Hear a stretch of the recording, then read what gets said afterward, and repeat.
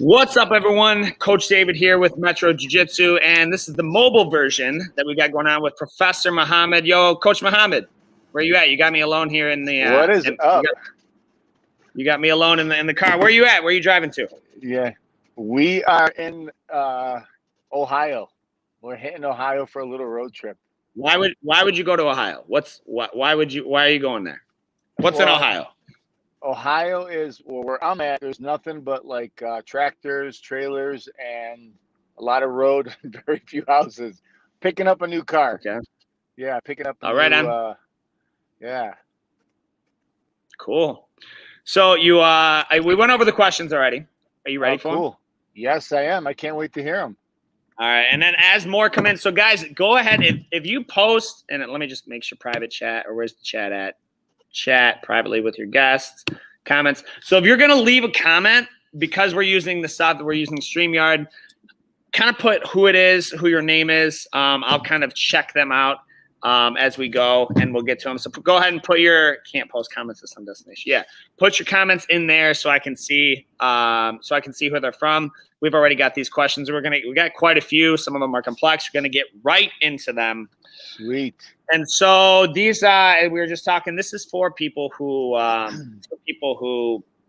train. It's also a lot of these are for people who don't train. So this first one is absolutely people who train. So, and it says high ranks asking. So to set the disclaimer, the traditional jiu-jitsu thing, because there are ranks and there is you can kind of pull almost kind of like the military. We talked about this last week. And it is sweet, Christian. I agree. I'm very happy with this. So they, you can sort of pull you can pull rank. Meaning if I see being a black belt, if I see like a blue and a purple belt going, and I want one of them to be my training partner for that match, traditionally I can go over and be like, hey, Johnny, train with me, do you mind? And that was kind of how that went, right? This is traditional. So it was kind of like there was nothing you could do about it because you were trumped at that point. Right. And so the question, and that's how a lot of we did that. Honestly, even coming up, that wasn't a big thing. Do you remember that happened a lot coming up? Like, I don't remember it happening that much, honestly. But our school wasn't super formal though. Do you remember that happening a lot? Because the follow-up question I'll ask in a second, but did that happen a lot to you? Like you had a partner picked out and someone, coach or high rank came over and stole your partner because they pulled rank on you? Well, I mean, yeah, but I didn't feel like it was like disruptive or, because it's like if you have like your grandfather walks in the room full of people, the younger guys should get up and say, hey, Grandpa, let me give you a chair. Yeah. And that's what kind of higher rank is. It's like giving them the respect of having the time around to, have the first choice. So I kind of remember that was pretty common, but it wasn't like, didn't seem like it was disruptive to like, oh, now I got to go with this guy, or now I can't train with this person or that person. It's like just kind of a respect thing. Okay. And so with that, that's actually one thing I really like that I noticed you guys do a lot. Is that related? This is completely off topic, but we're live, so I'm going to ask it. Is that something I notice you guys, specifically your family, you'll do that a lot, and I always feel like a jerk afterwards because I'll be sitting down and you always you'll give your seat to women, to ladies, to old. You'll literally get up, or you'll even tell your kids hey, Jabril, move, get up, give them that seat. Is that is that a religious thing for you guys? Is that something, or is that just kind of a personal household? Hang on, you're going in and out, but for that's something I see regularly. This is why you don't go to Ohio, man. Just don't go. No need to go to Ohio. They don't have a whole lot of lakes up there. So the question is, while we're waiting for him to come back, with that forefront or knowledge in mind, the question is, if a high rank then goes with a low rank and the low rank declines, what do you do? And the low rank declines, what do you do? And so you know, I believe in the growth of our members first and foremost. I believe in the experience for our members, and so let me go ahead and add him back here. So I believe in the experience for our members, and so the bottom line, if there's some reason, because we have a large member base as well, female member base, and so if a woman doesn't feel comfortable training, well, I don't care if it's purple, brown, black belt, like if they don't feel comfortable training with that person, I don't want them rolling with them if they don't feel comfortable. That being said, if they don't feel comfortable with, I kind of went right to the question, Coach, but if they don't feel comfortable training with that person, I would want to find out. I'd want to find out why. But let's go. We're gonna hit the pause button on that. I want to go back to your seat question because that's a phenomenon that I always like notice. So giving up your seat, is that just a household sort of favor you promote? Yeah. I appreciate the question.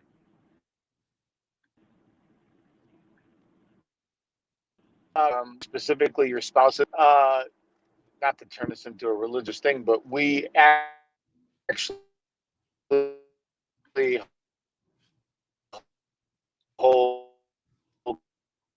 females at a very just respecting, but yeah, I am older and it does feel good to like have somebody give you your chair, let you go in first because you're older and you've been around, you know, a little bit more. And it's really comes down to like respect. Awesome. So now going to this question, how do you feel about high ranks? How do you feel about high rank? And our school's young. We've been open 3 years, almost 3 years. We started construction 3 years ago. So we don't have a whole lot of it's impossible to have. We're homegrown, right? We didn't take a lot of students from our academy where we came from. Like literally every one of our students are homegrown. We got them ourselves. We started as a white belt school and went up from there. So traditionally when someone says high rank, in my head, that means purple or higher.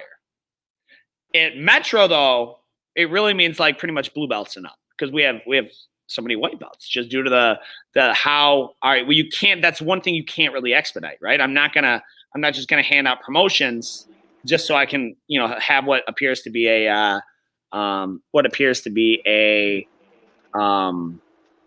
high ranking school. Those are things that just time. So how do you feel? My like with when I think of high rank, that's what I think of. But how do you feel about someone declining a high rank? Well, I would ask, like, if you're declining a higher rank and you're always looking for like the easiest role, the easiest match, or the easiest workout, you know, for those of you guys that are listening in that don't really understand jiu-jitsu, you go to the gym, let's say Planet Fitness or LA Fitness. Are you taking a partner that's going to really push you to get a good workout? Or are you taking a partner that's like, oh, I just kind of want to be on my phone and not really doing anything? And sometimes, you know, sometimes higher ranks will even take partners that are really easy and won't look for people that will push them. So I think it really goes back to like if you're willing to challenge yourself, then it's okay to take somebody from take a match from somebody else if you're willing to challenge yourself. If you're always looking for the easy route out, then that becomes apparent, and I think that's what really annoys people on both sides. Like higher ranks and then lower ranks. How about you? I agree, and my answer was kind of the same. I said if somebody's declining, there's why, right? You know what the question is like why.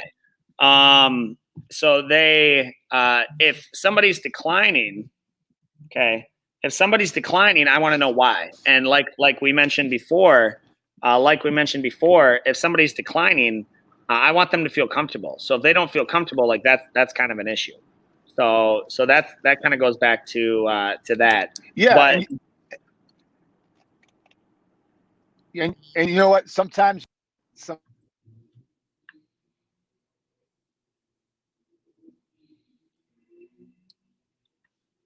You're muted, Coach. Go ahead and unmute Mike. Unmute your mic, Coach. You're muted. Coach, you're muted. You're muted. No one can hear you. He may not even be able to hear me.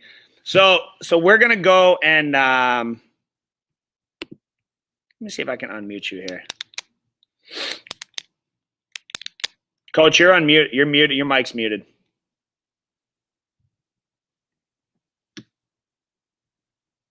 Let's see if we can see him. At least he's focusing on the road. So we're gonna go ahead. I'll message him. So we've got Mike. Coach, can you hear me? Coach Mohammad, can you hear me? Your mic's muted. Oh shit. Well, excuse me. Yeah, what I was saying, sorry about that, is sometimes if you're rolling with somebody that is doing growling, making noises while they're training, and that makes you uncomfortable, you know?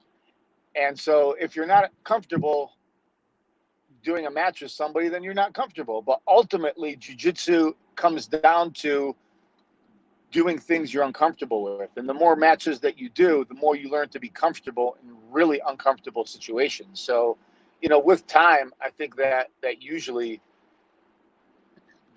should change to where, like, well, I'm comfortable being in any uncomfortable situation, you know, but that usually happens with like beginners, don't you think? Yeah, I mean, yeah, it could. Sean says he's back Wednesday. Right on, Sean. Your boy David's been in here getting a lot of training, so we'll be happy to see you, man. Cool. So That's parents, awesome, I get this one a lot. Like parents ask us, new people calling in, they're like, "Hey, sweet, I want to roll around with my little man. You offer like parent kid classes," and I don't know if this is like a phenomenon in like gymnastics where they're like, they just, hey, here's an open gym and go tumble around with your kid. Like here's my thing, right? Here's my thing, and this is important. This is slightly off topic. We partner with parents. So first, we ask everyone, what are you looking to get out of jiu-jitsu? Are you just looking for an activity? Are you just trying to fill an hour a day? Are you trying to fill 2 hours a day? Or are you actually, is there some type of need that you need for your child? That's number one. Number two, are you looking to outsource your parenting? Because if you just want to roll around with your kid, bro, you can do that at your house. You know, secondly, so we obviously don't offer kid, like I'm talking like 5-year-olds and adults, right? Like me and my daughter roll around. Like, but I'm not gonna have it. I don't even know what type of class that would be. Like the nature of jiu-jitsu, how is a 30-year-old going to do an arm bar or a knee on belly on a 5-year-old? How are you gonna do that? Secondly, you can't, because if we were to offer that class, which we definitely don't for the reasons above mentioned, if we were to offer that class, you would have to offer it to everybody, which means other weird 30-year-olds can be rolling with your 5-year-old, which is weird and inappropriate, and we're not going to do that. So that's why we don't offer that class. But that would be my first thing is, like, if you want to, now we get a lot of parent kid combos. They each train their independent classes, and then they go home and they partner, you know, because we partner with parents and for their child's development. And that is where, I mean, we see the most, the strongest results when parents are involved, they're committed, they're engaged.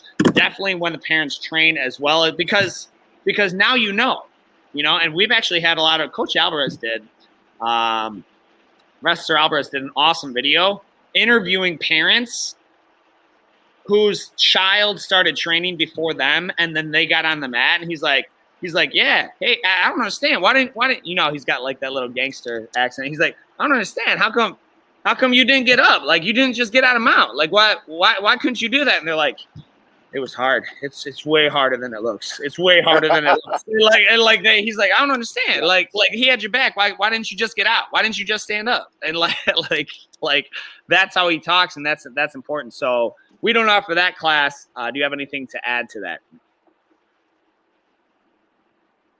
No, I mean, I agree. I think the healthiest, if you want to, like, you want to do something with your son or daughter, do it completely separately at a separate time on your own time, so you can see how hard it actually is. Like soccer, baseball, anything, flag football, whatever it is, mom or dad wants to do with your son, go try it on your own for your own age group and see how hard it actually is to like start something new. And you want to talk about jiu-jitsu, it's about as hard as you can get. So. Yep, absolutely.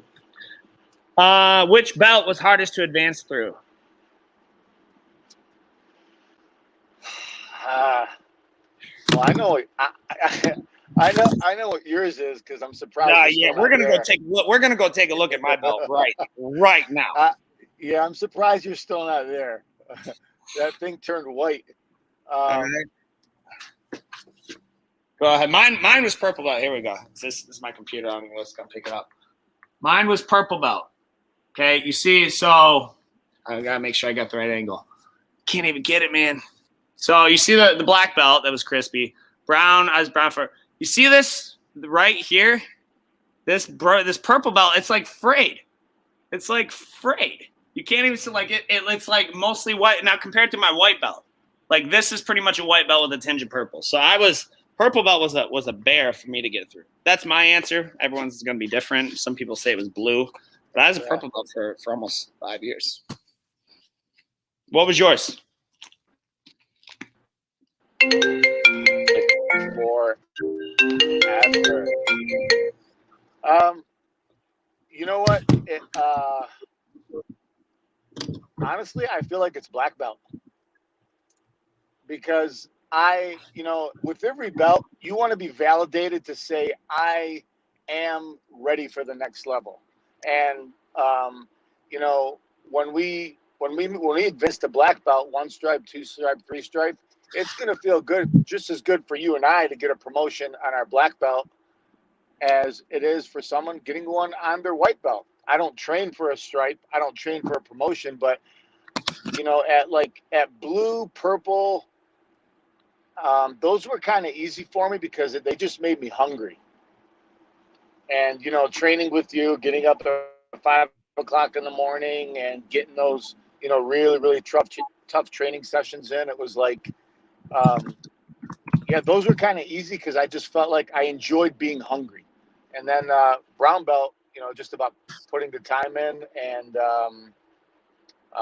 just kind of waiting, But I think black belt seems to be the hardest because as you start to get older, it's way more about being mentally, having more mental knowledge than physical capabilities for me. Like, because you got to, your physical starts to go down, your mental, you have to keep making sure you're mentally sharp and increasing your jiu-jitsu encyclopedia. So honestly, I'd say it's black for me.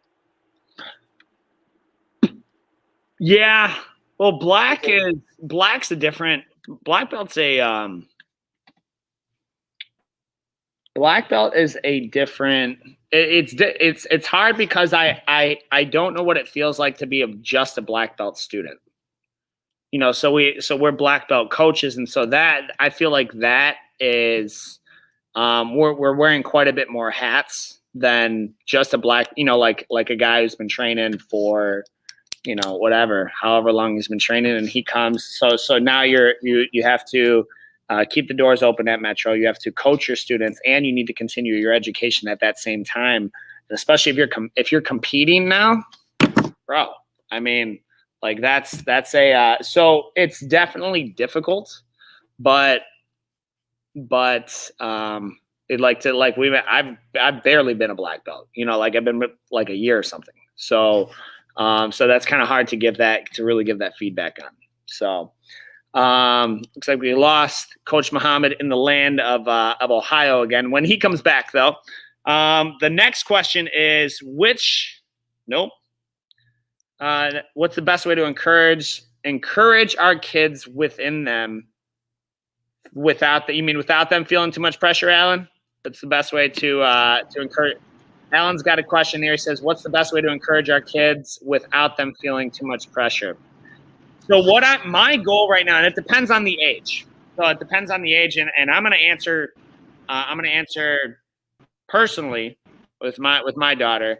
and then I'll answer kind of generically with other kids, and then I'm gonna let Coach Mohammad answer because he's run through the whole gambit. He's essentially like gone through the progression of starting Coach Jabril at 5 to now he obviously coaches classes. So at 5 years old, your goal is to let them know you enjoy watching them do what they do, and for them to enjoy it, and secondly, to support, like, let them know this is what we're doing, and come and support them in doing it. There are days, because of the reasons we just mentioned, it's so difficult. They're not going to want to go because children are undisciplined. The number one reason we have parents come in here. My kids, it's the irony, right? Like, my kid's not disciplined. Okay, cool. You need discipline. Sweet. You want to get on the team? Well, I don't know. What if they don't like it?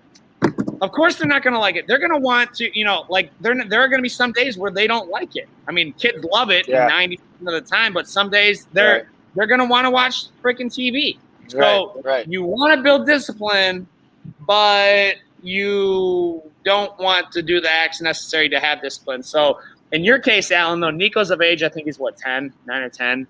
I think you're doing a really good job with him. I think he's competing. You're supporting him in that. You're not overbearing.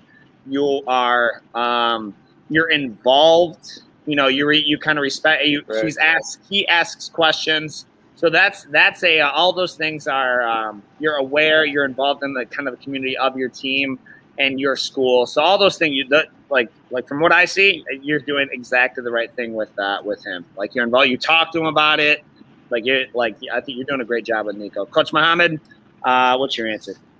You know what? Like, I think there's two approaches. So, and I've taken both of them with my kids, and I have 6 kids, so I've failed and had success at both options. One option is you understand and you know how martial arts is going to benefit your children, very specifically jiu-jitsu, because it's different than other arts. It's very, very, very different. It's not watered down. It's serious. It's physical.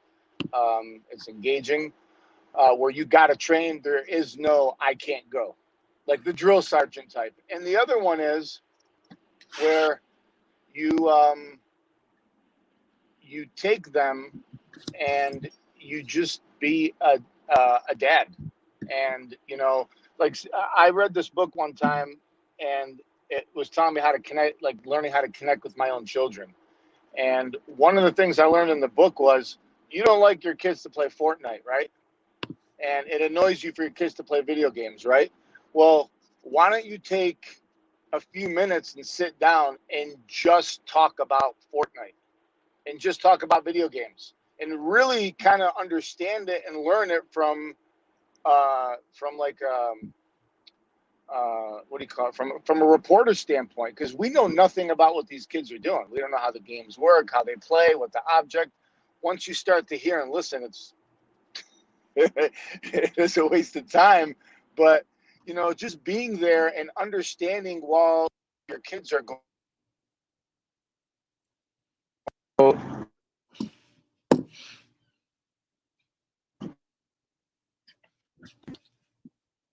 You still there, Coach? You still there, Coach? So I'm going to. You still there, Coach? Can you hear me? So I'm going to. I'm going to add my 2 cents in about that. I think video games get a bad rap. And I especially believe because I think video games get a bad rap because while they're, and not all video games are created equal. Grand Theft Auto is quite a bit different than Call of Duty. Is quite a bit different than Super Mario Brothers. It's quite a bit different than Fortnite. So I believe that even there's benefit to video games, and especially in the tech world we live in, as with all things, like if that's one thing they're into, there's benefit in those. What we're seeing, though, is kids that don't have control over that. And I'll add this, we see this with adults too. Like, there are 35-year-old men who can't hop on a console and hop off in less than 3.5 hours. That's a problem, because you're muted again, or I think you're You coming through? Yeah, I think your mic. I see you trying to talk. I don't hear anything though. So once you talk, I don't keep talking. And once you come in, I'll let it.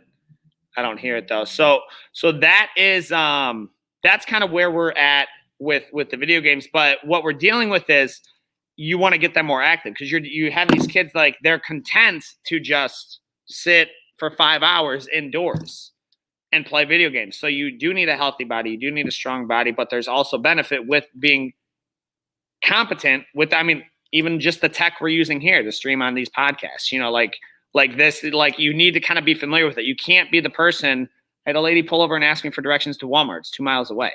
Like you can't really be like, you can't be helpless in that either, So, I'm not going to condemn and demonize video games. The addiction to video games and the dependency on video games. And I'll even add, because if your child, here's the thing, if your child is so dependent on the video games, that is less a problem with your child and more an issue with parenting. Because who bought in the video games? Who lets them play the video games? Who controls that time? So that's what I'm going to add. I'm not going to demonize video games.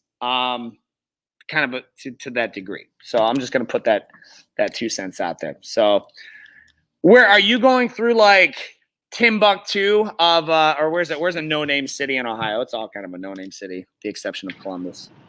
Well, I got something to add from that, David. Can you hear me? Yes, sir. Yeah, I can hear you now. Yep. Okay. So you can't stop kids from getting on the video games. And I think one thing that we're seeing with a lot of our kids is when you learn discipline and you learn self-control, it translates to all other areas of your life. I mean,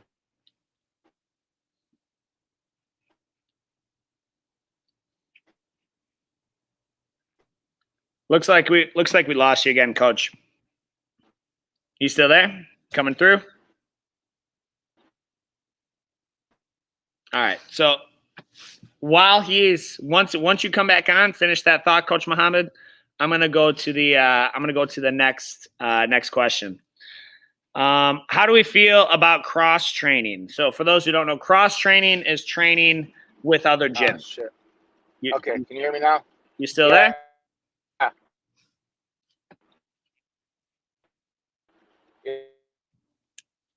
You're going in and out. So cross training with other gyms. Here's how I feel about this. Okay. And I understand I'm not alone with this. Or I understand this is probably not the popular opinion. Cross training, what that means is what you're saying is I don't have the caliber of teammates in my affiliation to promote and better my jiu-jitsu. That's what you're saying. And we take that pretty seriously, right? Because and that's just kind of the mindset of it. We've got team lead. Which way is it? It's always mirrored. Yeah. So team lead over here, Coach Alvarez right here. We're very friendly with a lot of other gyms. There's other gyms like immediately within 10 minutes that I could show up at any point and be welcomed with open arms. And we get invites all the time. Hey man, come train with us. Hey man, come do this. And my answer is and remains like we'll do it occasionally if we're working something like that. But it is I have my team and work with my team. And our goal specifically at Metro is we want an entirely homegrown team. Look at what happened. Look at what's their name? The Daisy Fresh crew. The Daisy Fresh crew, they kind of train within them and they're doing such great things there that people are driving from all over to go train with the Daisy Fresh gym. So when it comes to cross training, I say stick with your team. And we've had this happen. They're like, oh, well, you know what? I like my team, but you guys have a better schedule. Whose fault is that? I mean, what? I got more classes, so you just want to come to the one class that you can make here? Like, tell your coach to get it. Tell your coach to get a deeper roster, get a more flexible schedule. If you're training, and again, all things in moderation. If you're training occasionally, Like it's not the end of the world, but it's also, and I'm going to add this: if somebody's student walked if somebody's student walked into my gym and they're like, yeah, I'm from another school. I'm from another school and I want to come train with me. First thing I'm going to do, and if it's local, is I'm going to reach out to their coach and be like, hey man, we've got Mr. Whoever here. And just so you know, he's here because it's in good faith. And I'm going to ask more questions, but you have a team for a reason. You have a team for a reason. Everyone wants to say, oh, we're just one big community. Well, then why do they have tournaments? I mean, honestly, like, why do we have tournaments? If we're all one big community, and jiu-jitsu is a big community, but at some point you need to compare the teams versus the teams. And so if your teams, and so if you're like, oh, well, it should all just be about the graphs. Sure, I'm not saying that. But what you're saying is if you go to train another school, you're saying my school doesn't have the roster deep enough to give me the education that I need, the training that I need. What you're saying about that? And I've said this several times. That's a fair argument. And I've said this several times over.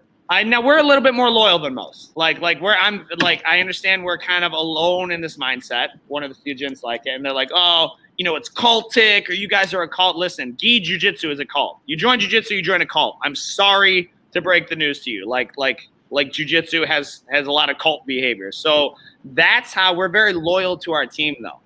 And additionally, like I think you blacked out, Coach Mohammad. Our goal at Metro is to have entirely homegrown. Like I'm glad that we didn't take anybody from our old academy, that we opened literally from a blank slate. Yeah. Because that's the goal with Alvarez affiliation in Michigan and where we're going to go with that. And I see big things for that in the future. And we have an amazing leader, Coach Alvarez, from the top there. Do you have anything to add to that? Well, you want to talk about teams. There's a reason why I do not like Ohio State fans at all. I'm going to stop this right now. I don't know anything about sports. I just know Ohio is disliked by Michigan. Keep going. David, all you need to know is I'm driving through Ohio and I'm on a main freeway and keep losing those with the best carrier that phone care money can buy. We keep losing. I mean, I keep losing signals. Ohio's got to get their shit together. You hear that, Ohio? You hear that, Ohio reps? Are like warp-minded people. Excuse the language, but yeah, Ohio's. You want to talk about cult? People in Ohio are like, they need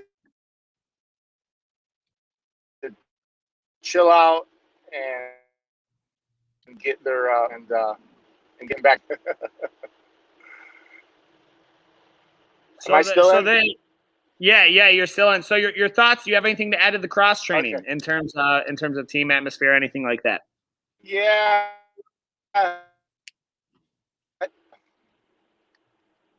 It really goes down to like there's a lot you could say about it. As far as cross training.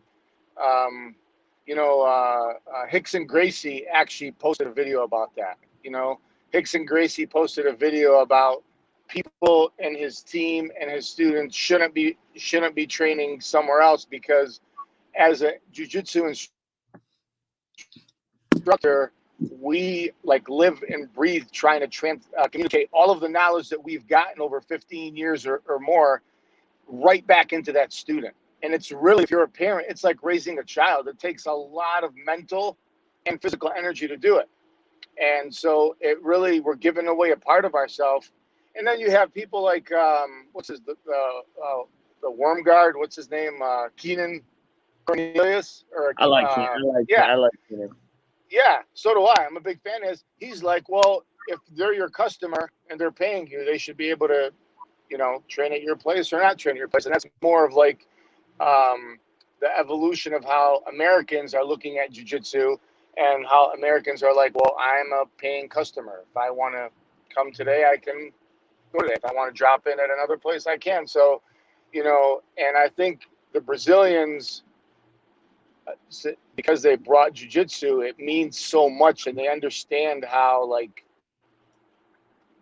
the history is closer to Brazilians, and I think that's why some people have that mindset of like, no, this is like we're giving you part of ourselves, and we should keep it within our own family. So there's just different schools of thought. I would encourage people to train at their own place, because you have to build your own relationships. You don't get to pick your best friends in jiu-jitsu. They pick they pick you. Yeah. So and I'm just gonna add that, because and I think I speak for 99.5% of jiu-jitsu school owners and jiu-jitsu coaches when I say this. Like, you've got the member. There's a reason we call them members, not customers. That's a terrible term. So you have the member that I don't view it as, it's not a customer transaction. You are not, everyone on this mat is not just a customer. And I'm speaking for like the far, almost unanimous coach, so when a member says, well, I'm a paying customer, I should be able to come in, do what I want, speak how I want, roll how I want. I'm like, you know what? You can be a paying customer at another gym. Because in here, in Metro, in our academy, we have a culture that is so valuable. I will not let anybody come in and disrupt that. Not a single person. And if that's your mindset of I want this autonomy to do what I want, speak how I want, say what I want, smell like what I want, then great. You can go train somewhere else where they let you do that. But you're going to find rather rapidly that, like a lot of school owners have that same mindset. It's not just, you're not just a paycheck to them. They carry, like the personal burden that I wear and you wear and other coaches wear of their members' personal lives, like people going through divorces and people like that have lost their jobs and their kid has an ankle injury, or now their kid's got asthma, or they're having trouble with schooling. Like if you were just a customer, I wouldn't care about any of that. And if you were just a customer, I would end class promptly at 8:30, leave, get in the locker room, and I would be home by 8:35 with my family, as opposed to getting home at 10 because I want to stay and answer questions and help you out as much as I can. Like, so that's your mindset of it. I mean, just and you know what? I mean? So that's right. Yeah, I mean, I look at it like, like rehab or something. So many people go through rehab, and so many people, relapse. And like jiu-jitsu, the retention rate of jiu-jitsu, where they're not customers, we know that most of the people are not going to stay in jiu-jitsu. I don't think anybody ever opened up a jiu-jitsu school and was like, I'm gonna be rich. Nobody's in this for the money. I don't know any instructor that does this for the money. You got to have way more industries for the effort we put in. We could make a lot more money. Oh my gosh! Like I was joking with a guy at the tournament. He's like profit. He was another school owner. He's like, profit. He's like, we might keep the lights on, but we're not saving up for we're not saving up for retirement. Like he was joking about it. Yeah, if they only knew. Yeah. I mean, you got to be in it for people, and they're not. It's not. Yeah, I agree with you. I agree. Yeah. Carlos has a question here. He says, do you guys believe wrestling training will help my son with jiu-jitsu? Yes. Bring him to wrestling on Thursdays. It'll help his jiu-jitsu, our wrestling class. Yeah. Absolutely. Whenever I hear the word wrestling, I made a post a few years ago. Do wrestlers consider themselves martial artists? Ooh. And I think the answer, like the clear answer, is they are, but I don't think they do. But I definitely, wrestling complements jiu-jitsu and vice versa. Wrestling, you know what, man? Wrestlers is like when I hear wrestler, I think of like two Amish guys in overalls just wrestling around in the backwoods. Like that's what I think of, Yeah, and that's what I thought before. Yeah, I mean, but the term is grappling, right? Grappling is grappling, and so will Sambo help my jiu-jitsu? Yes. Will judo help my jiu-jitsu? Will jiu-jitsu help my 100%. wrestling? Yes. Well, like, so it's grappling. It's the oldest form of combat there is. Yep. And so grappling is grappling. Absolutely. Here's a good one. Did you encounter any resistance opening Metro? Yeah, we did. It was we encountered a whole lot of resistance. I mean, it was. I'll start by answering, and it was one of the most not just financially, emotionally taxing times I've had to go through at the most surprising times of my life ever. So it was super, super ugly, super bad, super drama. But as an entrepreneur, because I think somebody else posted a question about being an entrepreneur, and both of us have had separate businesses, and we also have other stuff that we do to try to for our business. You're a life coach and a elite husband peak coach, and for what you do, and I have my nutrition business. So whether it be owning a nutrition store or being a life coach for peak performance entrepreneurs who are husbands and things like that, or you own a gas station, entrepreneur is an entrepreneur. And opening up a jiu-jitsu school or anything else is not an easy thing. And you're going to have just as much trouble and challenges along the way as we did, just on some different, level. So I would say yes, but it should be expected. Being an entrepreneur and owning your own business is just that. I mean, that's how I see it. Without question, man. I mean, they,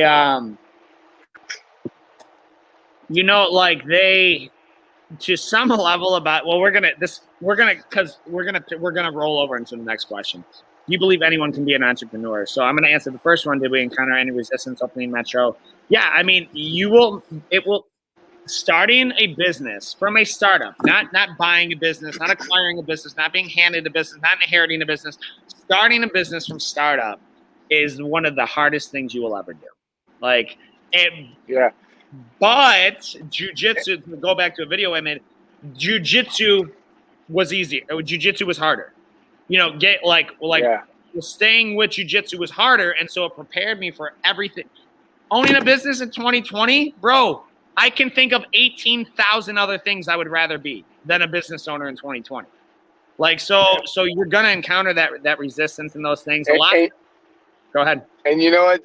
And David, I just want to add to that. It's like being an entrepreneur, and I know you coach a lot of these guys in your business.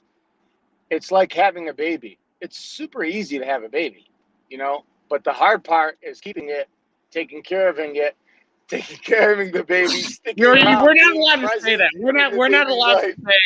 We're not allowed to say speak on childbirth. Like, that's one of those things that you and I, we just kind of. We're not allowed to have an opinion on. Like, we're going to get a bunch of mothers. Nancy and Amanda are going to be on here like, listen to this guy. He says it's easy to have a baby. Yeah. Well, I guess for dad, making the babies is easy, but being a present dad is like being an entrepreneur. Sure. It takes way more work it does to be a dad than to make a baby. And that's how being an entrepreneur is. It's definitely not for everybody. Yeah. Coach, on that topic, Coach Christian, our media guy, says, were you prepared to fail when you opened Metro? No. Prepared to fail? We kind of went all in. I know I kind of went all in.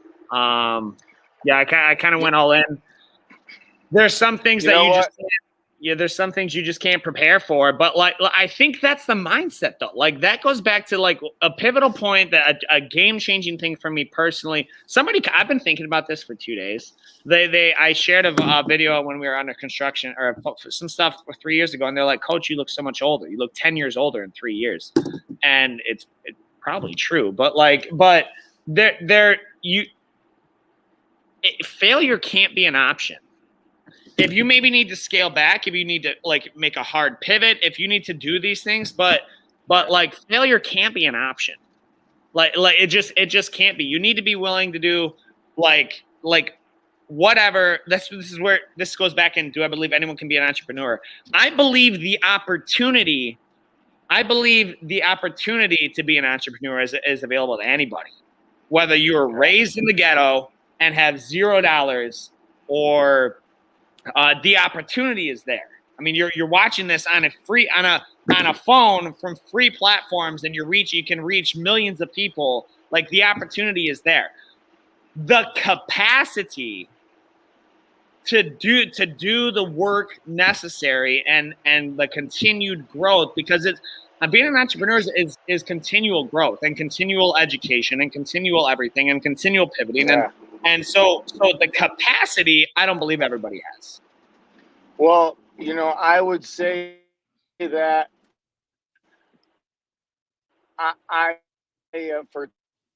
to answer the question, were you and not make any money? I'm never going to fail. So for me, pursuing something that I was happy to do every day of my life, like we both help people in our businesses, in the nutrition business, that's what we do. I mean, we sell vitamins, but I have to help people in order for them to come back. People pay you for coaching, but if you're not going to help them as an entrepreneur and as, to be a better husband, they're not coming back. And if I had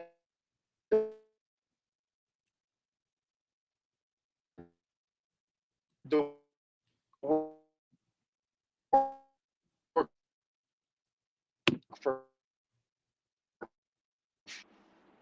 so if you heard me, I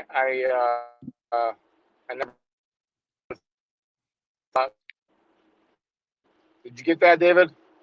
Yeah, I kind of the gist of it, like you're you couldn't fail because you were willing to do it for free. Yeah, you were kind of willing to do it for free and make those, which we did for a long time. So how could you fail if you so if you enjoy what you do, you cannot fail. It's not an option.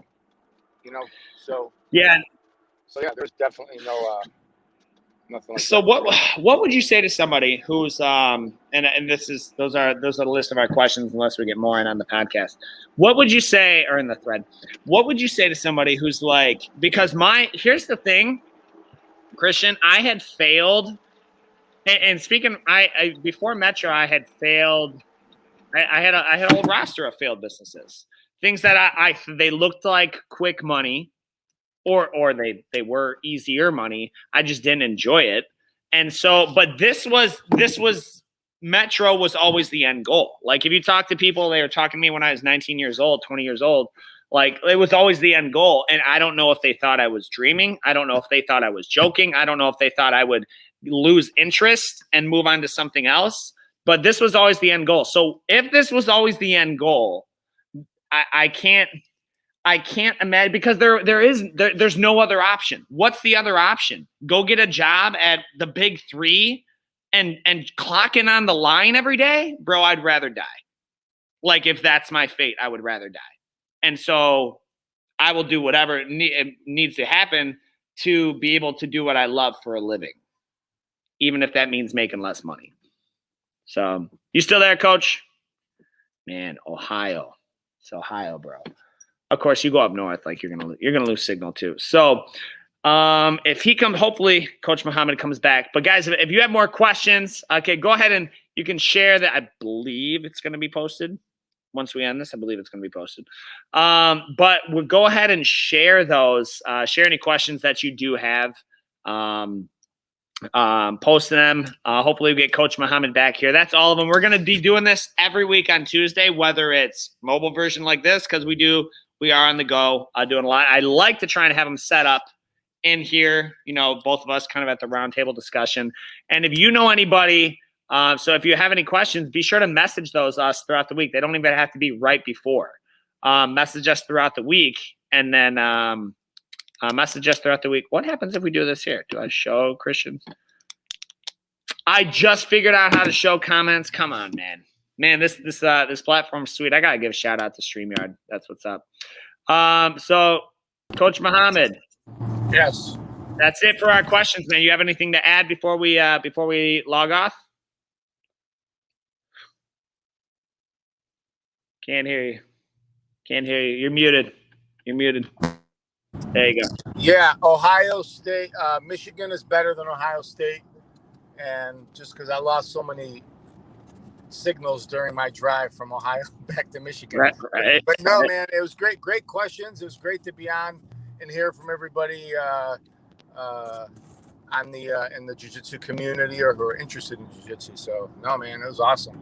Awesome. Guys, we'll be here next week on Tuesday, right around these are actually going to be a little bit early. I think we're going to aim for 8:30, but of course, as they go, we'll go live every time. This will be on our YouTube channel. If you haven't been on our YouTube, please go there, like and subscribe. Coach Christian, who's on here right now, makes some amazing shorts. A huge shout out to him, man. He's been creating amazing content. Any of our reels, any of our Instagram, any stuff you see, do him the favor of liking and sharing that, watching those, because he puts a lot of work into those, being creative content with that and kind of documenting our team and what we do. And so we're really grateful to have him. And then, but next week, guys, if you have any other questions, DM us those. As always, we'll see you on the mat.